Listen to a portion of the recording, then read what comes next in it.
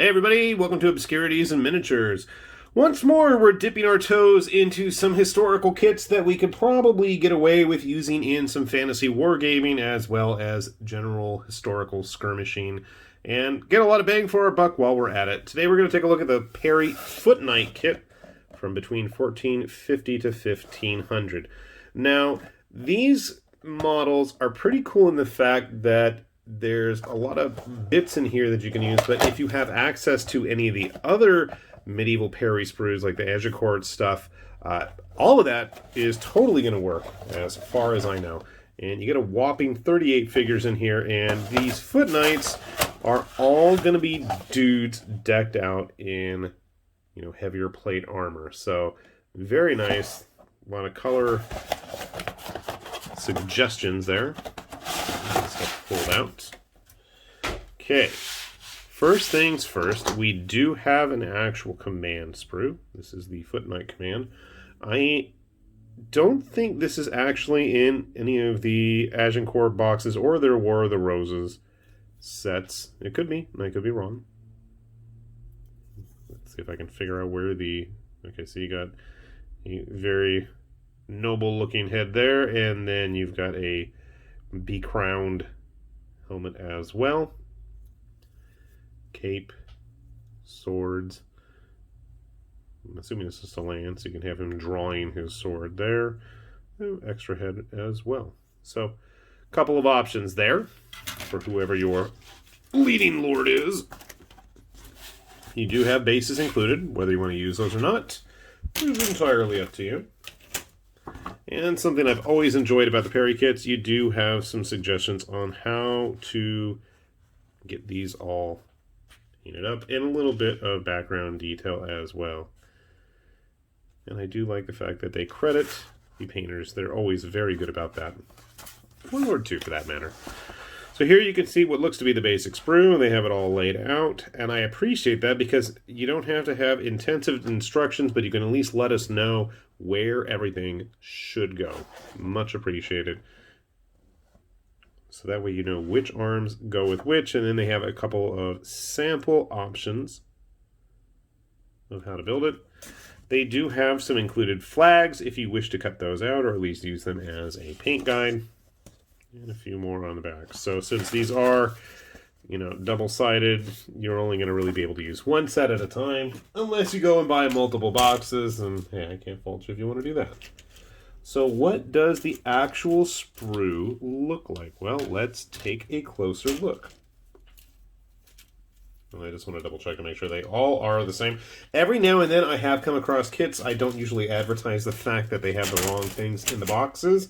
I had a box of stuff from North Star, had the completely wrong game in it. I've had Warlord every now and then has a slip up where, I had a box of one thing and it was a whole different, type of figure. It happens. I mean, we're all only human here. So you get 6 figures to a sprue, and it looks like we have 1, 2, 3, 4, 5, 6 sprues. So yeah, 36 basic guys, and then the 2 command dudes. Okay, that makes sense.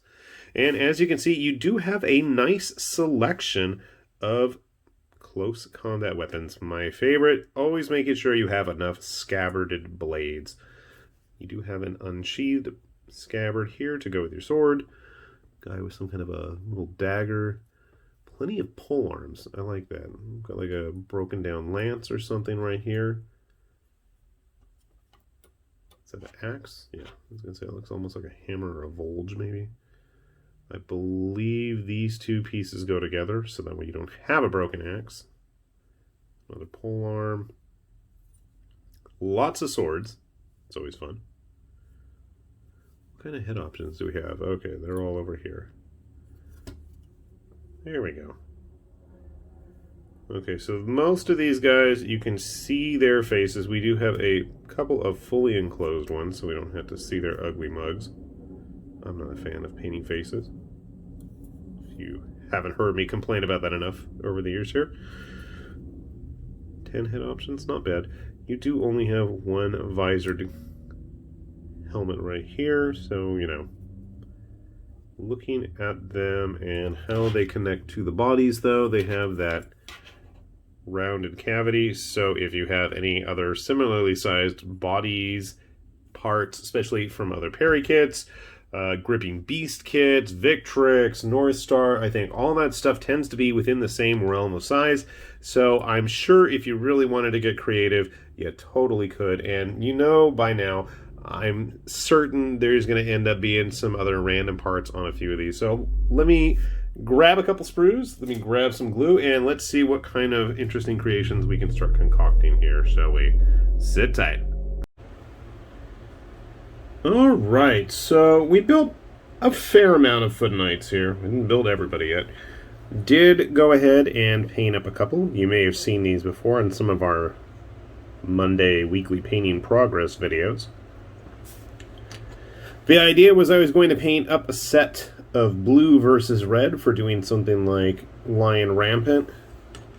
And that idea unfortunately fizzled through that I had wanted to use these for. But nonetheless, that hasn't stopped me from continuing to paint them. We started with the blue team, and I realized, though, I haven't done any red guys yet. I've got one lowly Frankish crossbowman, also from Perry here. And the nice thing about both these kits is actually they are quite cross-compatible. Playing around, we built up a few other guys. At least on bases here. And I gotta say, if you want a pretty nice, non-specific set of fully armored knights, I don't think you can really go wrong with these guys. There is, I guess, a bit of limitations in terms of what weaponry is included. Obviously, if you've got access to other kits of various sorts, that shouldn't be a problem. A lot of pole arms, a lot of swords, not a whole lot of fancier equipment. But I do like the fact that I was able to get quite a bit of variety out of these models in terms of poses. That's always a good thing. Now I figure I'm going to put a couple on individual bases still, probably between 5 to 10. And I'm thinking the rest of these guys are going to get multi-base, maybe like 4 to a block or something like that, so that we can facilitate easy movement in actions in games. Maybe a couple of 2 or 3 man sets. So like I said, plenty of pole arms. Ooh, that's kind of crooked. I have to fix that. Plenty of swords. Obviously, if you want the scabbard, you're going to have to clip off the hilt there. A lot of those hammer types. So yeah, my idea is still standing. We've got a few other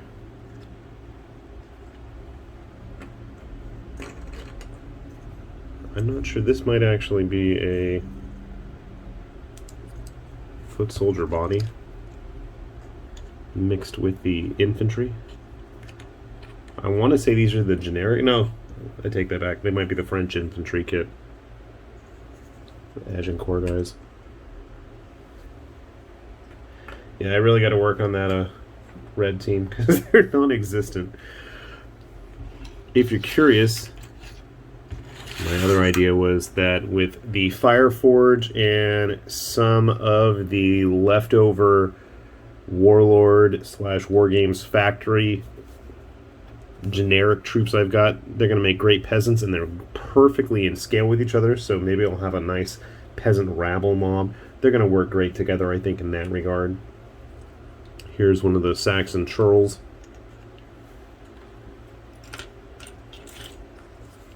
Again, size-wise, work out pretty well. Actually, their heads might work pretty decently if I wanted to convert some.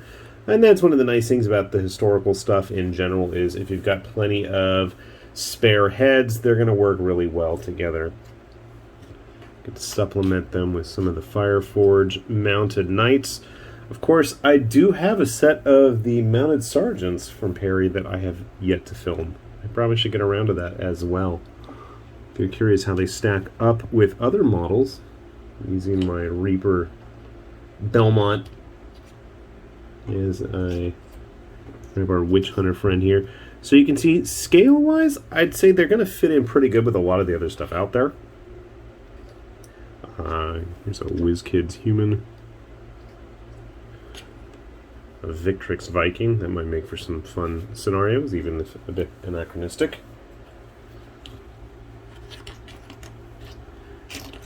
An Oathmark human, you might see a little bit of scale issues, but I think if you have things based similarly, not exactly the same, but you can see I think they're going to work out pretty well there if you wanted to go that route and mix things. So if you have a multi-company army, it might be an option as well. Let's see what other random figures. I don't think they're going to work too well with Conquest stuff. Now, obviously, our men-at-arms there from Conquest is... Actually, they're not that different in height. It's the bulk. These guys are a lot bulkier. If you wanted to supplement them into Frostgrave, that might work. My other thought was they'd make great Basilians if you wanted to use something in lieu of Mantic's plastic guys. I think these would be a lot more dynamic. And that actually leads me to my one questionable issue with this kit is the fact that Mantic's guys have shields, whereas the Perry ones do not. Now, I don't know. Technically, that would have been more a thing that they're doing on horseback. You know, if we're going to get into the actual correct historical aspects of things. But, you know, I figure if you're like me and you've got plenty of random kits and bits sitting around, it would be pretty easy to go ahead and give some of these guys some shields. I'm thinking some of the dudes like this. Give them a small shield, maybe a buckler or something, just for fun. It may not be very historically accurate, but it'll make for some cool looking figures. And then we can have some support there as well we're going to need. But yeah, overall a fun kit, and I think, you know, if you split it with a friend, you're going to have plenty of stuff there to do some semi-historically accurate gaming.